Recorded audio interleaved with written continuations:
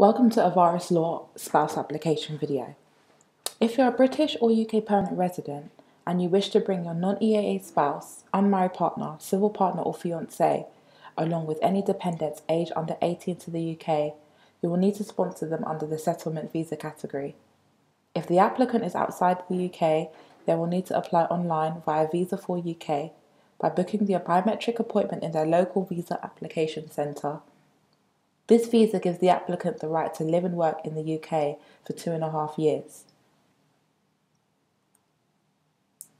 How to get the initial 2.5 years visa? The applicant needs to meet the following requirements. Your family member or partner must either be British citizen or settled in the UK. You and your partner must have met each other physically and legally married or have been living together for more than 2 years.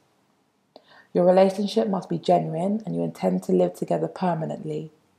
You must meet the financial requirements, you must meet the English language requirements, and your partner must have sufficient accommodation. Now we're going to take each requirement in turn. Financial requirement. There is a minimum income threshold with a couple who has no children of 18,600. If the application includes one dependent at the same time, the minimum income threshold increases and there is a higher financial requirement to be met. If the applicant is applying with 2 dependent children, the income threshold increases to 24,800. If the applicant is applying for 3 dependent children, the income threshold increases to 27,200. If you see the next slide, there will be a breakdown of each dependent and the minimum income threshold.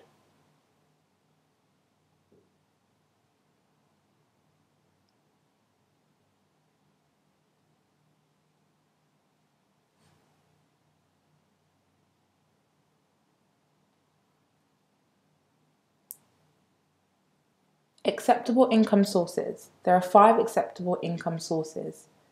Income from salaried or non-salaried employment. Salaried employment is when you are paid annually. Non-salaried employment is where your pay varies depending on how much work you do, such as those who are paid daily or hourly. Non-employment income includes income from property, rental or dividends from shares. Cash savings of the partner and or the applicant. The saving must be in your account for at least 6 months and you'll have to declare the source of the savings.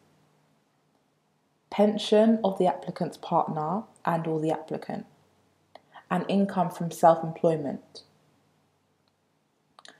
Various combination of the 5 acceptable income sources are allowed in order to meet the minimum income requirement. For example, cash savings can be combined with income from salaried or non-salaried employment, but not with income from self-employment. English language.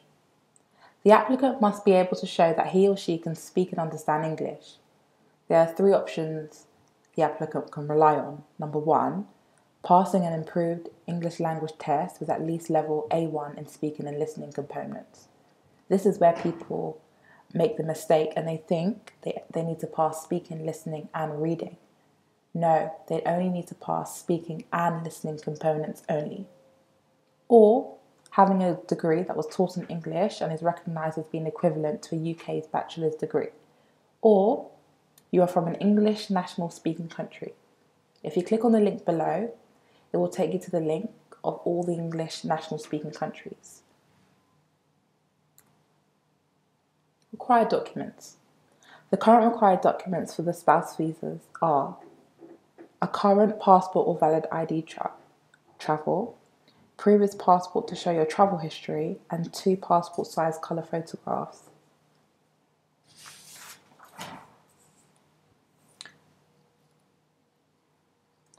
Proof of you and your partner's relationship, for example, relationship pictures, cards, emails. Proof that you can meet the financial requirements, proof that you can meet the accommodation requirements, for example, property inspection report or tenancy agreement, and proof of your knowledge of English, for example, the degree certificate. Within this category, you can apply for the fiancé or proposed civil partner. If you're planning to get married with your partner in the UK, it's the same requirements as the spouse visa applications. One of the only differences is that the applicant should provide evidence confirming the registration of marriage. The 6-month visa will be granted and the applicant is required to submit an in-country spouse visa application after the marriage registration. Please note that the applicant cannot work while in the UK until the spouse visa application is approved.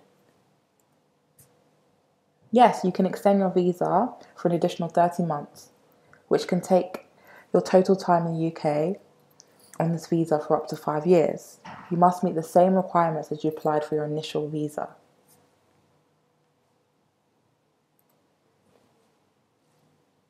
After you have successfully completed 5 years residence requirements, you'll be able to apply for indefinite leave to remain, sometimes known as permanent residence or settlement, provided that you are still married and live in the UK with your spouse and you meet the maintenance requirements.